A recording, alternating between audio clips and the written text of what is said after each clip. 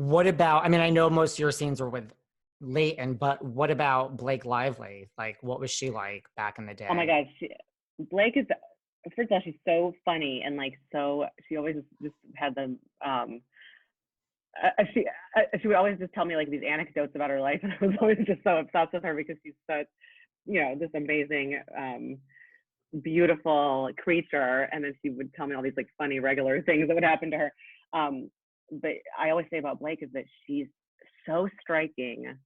Like I used to be in hair and makeup, and she would come in, from the 5 o'clock in the morning, like off the van, and she's that crazy striking, like in her roll out of bed state. It's like nuts. Like I've never met a person who's so kind of glorious, physically glorious. And so the fact that she has like a fun, funny personality and is so grounded, easy to talk to is a phenomenon. So yeah, I didn't work with her as much as Leighton, but I always loved working with her too. And similar to Leighton and in different ways, I feel like I learned a lot from her. She has also a very storied career for a person so young. So to watch her create that role of Serena, and to watch her, she's such an incredible camera presence, and the way she kind of is master of that is interesting to watch. And I feel like I learned a lot from her. I really liked everybody, but I feel like my fave as far as just like I was like, was Chase Crawford, because he's such a cutie and he's so funny and he was always so sweet to me. And there were times when we went to like parties for the show, like cast, holiday parties, whatever it was, and then there would be like an after party, and he would always like whenever he was talking to me, I always felt so cool because all the girls were trying to talk to him, and I was like, I'm talking to Chase Crawford right now. So he was always a kick. And Ed Westwick too is somebody who,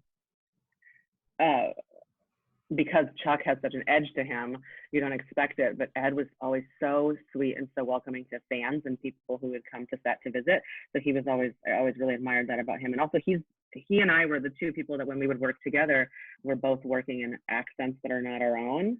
So it was kind of funny because I was like, we both always had to take a millisecond to prepare before the scene more than everybody else. So I really admire his acting, especially because he created that character. If you think about Chuck Bass as a character, he's so incredibly unusual, eccentric, complicated, and Ed really just like, he created that not from scratch, but he really, really made the detail and made that character come to life. And so I think it's a huge feat in the fact that his personal charisma translated across the screen and he became this heartthrob for all these girls, and the show became about him in a lot of ways is really remarkable. So I really like all of them. And So Penn is funny too. we like Penn too, right? But out of all of them, Chase was kind of your favorite. Well, he was just my he was like my favy guy because he was like so cute. But I really, and Penn, I always like to have a conversation with Penn. To me, he was very much like Dan because he's like so smart and well read, and like, he can talk about anything. I mean, now that we're talking about this, like I can go down the list of every single person, like Margaret Collin and Wally Shawn, like those scenes where I worked with them, which was a lot. Like those guys, I admire their work so much on stage, and like Wally Shawn's writing, his essays, his plays, like the fact that he's this crazy genius, and then here he is in this world, and he's also as committed to playing the role of Cyrus as he is to writing these incredible plays that are being put on the public. Like to me he's like such an amazing creature, and he's the best storyteller and like weirdo you ever met. So like, I just love those guys. And what about Kelly Rutherford? Yeah, I was going to ask you about, because I can't remember if you had any scenes with Kelly Rutherford. I'm a huge I might have had Melrose. a little bit, but I've always like, I feel like we didn't work together a lot, but I definitely talked to her a lot and spent a lot of time with her on set. She's one of the people I'm still in touch with today, and she's just like, she's amazing, and like she's one of those actors that, she just can inhabit a character in such a way that she becomes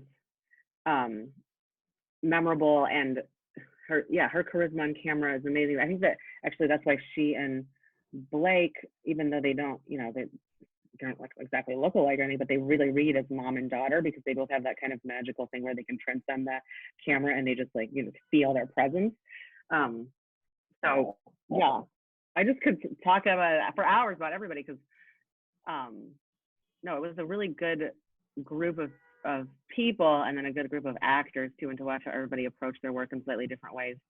I just found it really fascinating.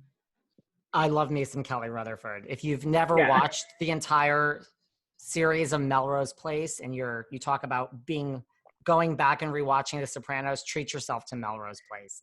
Right. Yeah, I should because I haven't watched that in a while. So just go back. It's a good one. What about any like fun or shocking like Blake Lively stories from the set? No, I don't have any shocking ones, but I really liked when she started dating Ryan Reynolds and he came to the set and I met him like at like 6 o'clock in the morning. This is a dumb story, but I met him at like 6 o'clock in the morning at the craft table and she was like, "This is Zuzanna, Dorota," and he was like, "Hi, nice to meet you." And my name is a little weird, so it's like Zuzanna with Z's. And I talked to him for like a second. He was very smiley and friendly. And then I saw him like 10 hours later. So I guess he had hung out all day in their dressing room or whatever. When I was leaving, he was like, "Good night, Zuzanna." And I remember thinking, oh my God, he really gets the celebrity gold medal because not only did he like listen when she introduced him to me, but he like remembered my name. So he's like one of those magical people that makes you feel so special. I feel like he's probably maybe the nicest celebrity in the world.